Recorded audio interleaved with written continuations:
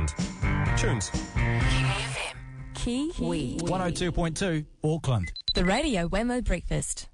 Joining us now on the show, Dylan Storey, normally staring into the night sky. Not so much staring into the night sky today, though. G'day to you, Dylan. G'day, Wammo. G'day, listeners. Now, let's look at some of the unhelpful rumour, gossip that's been going on around the earthquake in Christchurch with relation to its predictions. And there's been a lot of this going around. Yeah, there has, and I've seen a fair bit of it pop up through my social media channels or whatever, and it annoys me. So I thought I'd do some research in the astronomical background to it and see if I could come up with some figures. So I was actually in at the Auckland Observatory last night at the Stardome, where I used their planetarium software, and I thought I'd just look a few things up. So there's a prominent conspiracy theorist here in Auckland who claims that everything's to do with the moon, and the moon causes the weather, the moon causes the earthquakes, whatever. So I thought I actually just looked up the details and thought I'd look at the position of the moon at the two big earthquakes. So I went back to September the 4th. The moon's in a waning crescent phase. It's 24 days old. It's at a distance of, sorry listeners, I'll quote a few figures. It's at 374,000 kilometres away from the Earth. Now the perigee, that's the point where it's closest, is 357. So it's 16,000 kilometres away from perigee. And it's not at a southern declination, a northern declination, or across the node. So are you saying it was neither here nor there? It's neither here nor there. It's in about as average a position as away from its extremes as it's possible to get. And so then we went on to look at the 22nd February. The moon is now waning gibbous. So it's in a completely different quarter of the sky. It's 18 days old. It's well away from full or half or new moon or anything. Its distance is 366,000 kilometres away. So that leaves it 8,000 kilometres away from perigee. So similarly, not anywhere near its closest, but also not nearly in the same position that it was in the September the 4th earthquake, and similarly in a neither here nor there, north or south declination. So we've got absolutely no correlation between the position of the moon during the two big earthquakes.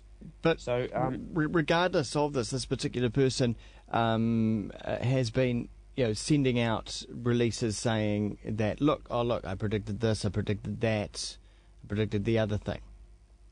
Yeah, I mean, I know I've been having a look into it too, and I think he's very good at playing on people's fears and superstitions, and saying he's predicted things after the fact. And the fact is that he predicts a lot of things. He's constantly posting weather predictions, different predictions, and if you predict a lot of things, eventually you're going to get one right or close enough. Well, that's right. You get a shotgun with a whole bunch of pellets, fire at something, it's going to hit something, right?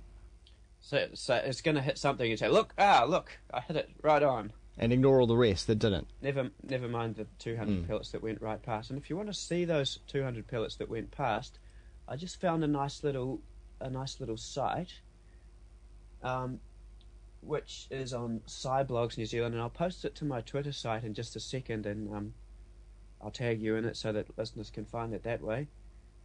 And it shows this person's weather predictions and actually the data and how close to average and how close to the Met Service forecast that they actually are. Yeah. And it's actually it's not even just a little bit wrong. It's about as wrong as you can get. Right, okay. So these things just rely on people not actually following up the data, but quoting a few big words, a few astronomical sounding terms like declination and perigee, and relying on people not knowing the astronomy of it to back it up. So, I mean, I started doing a little bit of research. Other things I've heard quoted are planetary alignments causing the earthquake.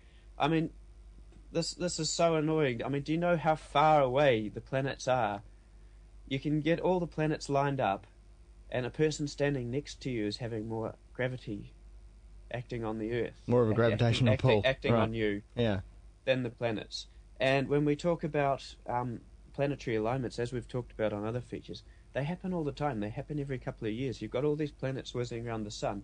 There are always some sort of alignment, and that's what these conspiracy theorists do. They go, oh look, you can draw a line between Neptune and Mercury and Venus on this date. You can always draw lines through planets. Yeah, and as you say, he plays on those fears and those superstitions, and it is a very real fear that people do have. I was talking to someone in Christchurch yesterday, and halfway through the conversation, they said, "What about this March earthquake?" And I said, "What? What are you talking about?" And said, "Well, this person had been spreading, and then everyone's been talking about this March, and everyone's very fearful." And of course, as you know, going through what you've been through in Christchurch, you would be fearful about these things, and particularly if someone was, that other people are putting, credence to, that you probably would feel fearful about that. But it is just so unhelpful that this person is out there and getting media coverage and getting shared around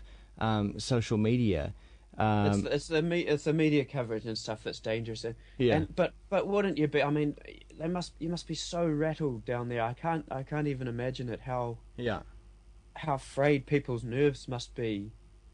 And any piece of information, you're not exactly going to take a balanced look and go and do the research yourself. And of course he's putting out all these predictions now because the actual scientists who by and large still there is no way to predict earthquakes, but they do say that one event can trigger another.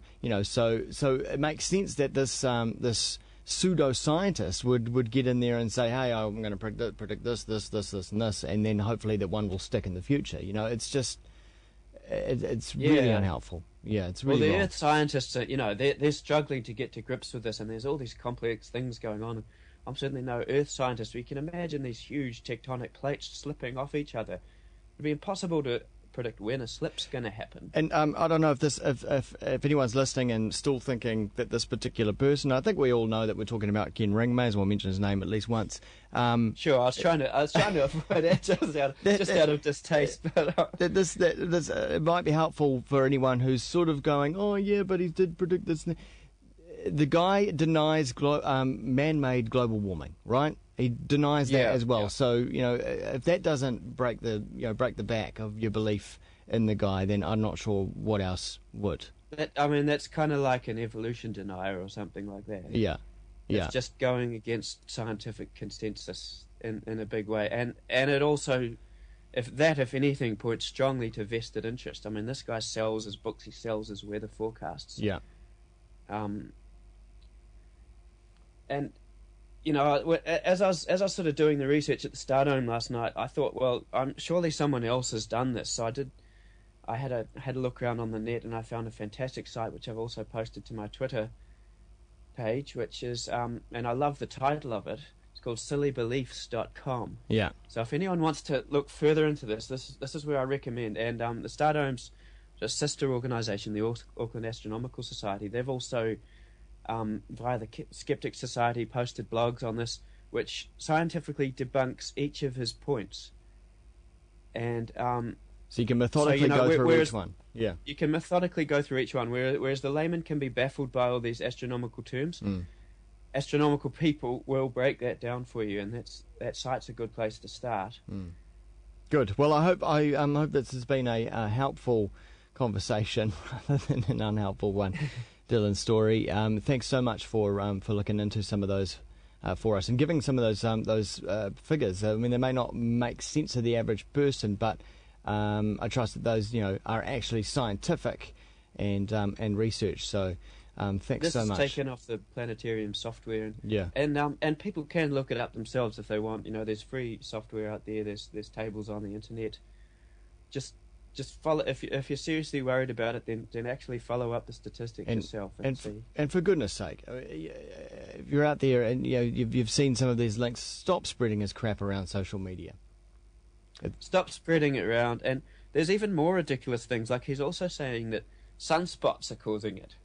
Yeah. I mean, make up your mind. Is it the moon or is it sunspots? But that's just so silly. Yeah. And then I saw another part where he was saying that sunspots on a certain day will make your make your pet go silly. Oh, And, right. And Yeah. I've got my Huntaway Labrador right here, and I